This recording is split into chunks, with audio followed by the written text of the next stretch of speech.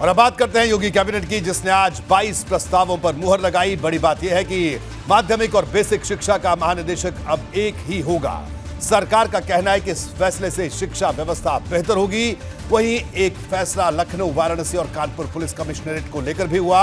अब इन कमिश्नरेट में ग्रामीण इलाके भी जोड़े गए।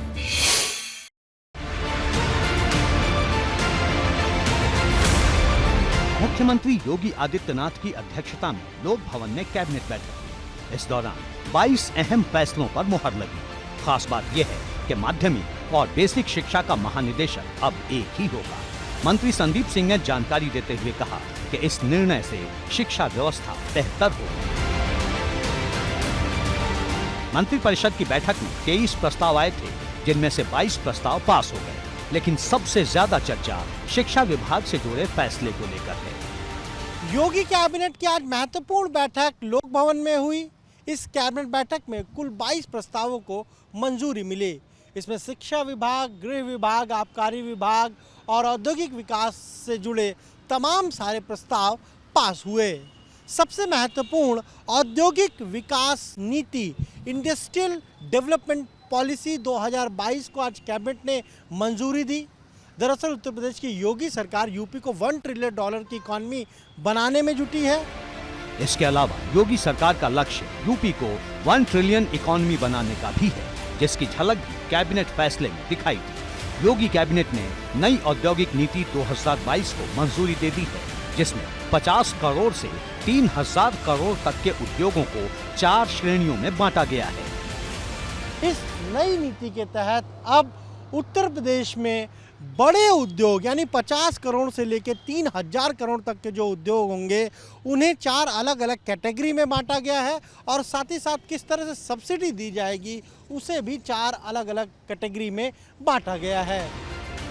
योगी कैबिनेट के 22 प्रस्तावों में तीसरा चर्चित प्रस्ताव गृह विभाग से जुड़ा रहा, जिसमें लखनऊ, वाराणसी और लखनऊ पुलिस कमिश्नरेट में ग्रामीण थानों को शामिल किया गया है। लखनऊ में 6 ग्रामीण थाने, वाराणसी में 12 ग्रामीण थाने और कानपुर में 14 ग्रामीण थाने जोड़े गए हैं।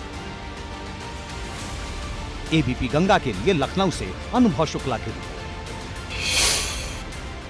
दिवाली के बाद दिल्ली से सटे इलाकों में प्रदूषण ऐसा बढ़ा कि अब वो कम होने का नाम नहीं ले रहा।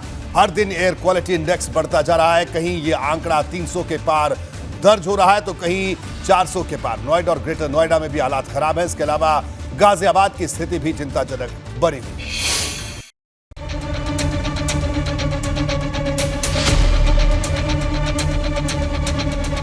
ये धुंध की चादर है जो जिंदगी पर भारी पड़ रही है। दिवाली के बाद दिल्ली एनसीआर की सुबह खतरनाक हो गई है। प्रदूषण का स्तर इतना ज्यादा खराब है कि हवा भी जहरीली हो चुकी है। यानी कि बेहद खराब स्थिति में दिल्ली की हवा हो चुकी है। अगर एक तरीके से कहें कि जो स्मॉग है वो लगातार बढ़ता जा रहा है और हवा में जो है लगातार प्रदूषण बढ़ता जा रहा है। ये दिल्ली की स्थिति कमोबेश हर वर्ष होती है ऐसे। जब अगर बात करें तो लगातार सुप्रीम कोर्ट की फटकार के बावजूद केंद्र सरकार और दिल्ली राज्य सरकार अभी तक वो मुकम्मल व्यवस्था नहीं कर सकी जिससे कि दिल्ली में इस तरीके की प्रदूषण की स्थिति को रोका जा सके। दिल्ली में गुरुवार को AQI 450 से ज्यादा रहा, जो खतरनाक से भी ज्यादा है। कहीं प्रदूषण की मोटी चादर थी तो कहीं दिन में ही धुंध नजर आ रही थी। बात करें तो लगातार एयर क्वालिटी इंडेक्स खराब हो रही है। आज सुबह की अगर बात करें तो कई इलाकों में 450 के ऊपर एयर क्वालिटी इंडेक्स पहुंच गया, जो कि काफ़ी गंभीर और खतरनाक है। शाम का वक्त हो चुका है और अब अगर बात करें तो तस्वीरें अक्षरधाम की आप देखिए कि किस तरीके से प्रदूषण की मोटी चादर आपको यहाँ पे नजर आएगी। एयर क्वालिटी इंडेक्स की आज अगर बात करें तो दिल्ली के कई इलाकों में 450 के ऊपर बना रहा। अगर बात करें तो आनंद विहार में 449 बना रहा। वहीं इंडिया गेट में अगर बात करें तो 430 बना रहा। वहीं अगर बात करें तो जिस तरीके से हम इस वक्त अक्षरधाम मंदिर में हैं, यहाँ का भी एयर क्वालिटी इंडेक्स 447 है। प्रदूषण का कहर है तो बुजुर्ग और बच्चे मास्क पहनने पर मजबूर हैं, क्योंकि इस प्रदूषण का सीधा अटैक फेफड़ों पर हो रहा है। गाजियाबाद में भी कमोबेश वही हालात हैं जो दिल्ली में है। अगर गाजियाबाद की बात की जाए तो गाजियाबाद की जो आबोहवा है वो बेहद ही जहरीली हो गई है। अगर एयर क्वालिटी इंडेक्स की बात की जाए तो 409 पहुंच गया है गाजियाबाद का एयर क्वालिटी इंडेक्स। यहाँ पर जो मशीन है वो मशीन यहाँ पर इस समय लगी हुई है, जो कि नापती है कि कितना पॉल्यूशन किस एरिया में है। अगर बात की जाए इंदिरापुरम क्षेत्र की, तो इंदिरापुरम में इस समय 406 एयर क्वालिटी इंडेक्स पहुंच गया है। अगर कुल मिलाकर दिल्ली एनसीआर में प्रदूषण का कहर देखा जा रहा है। आबो हवा जहरीली हो गई है। डर तो ये है कि अभी ये हाल है तो आगे क्या होगा। एबीपी गंगा के लिए गाजियाबाद से शक्ति सिंह के साथ दिल्ली से अविनाश तिवारी की रिपोर्ट।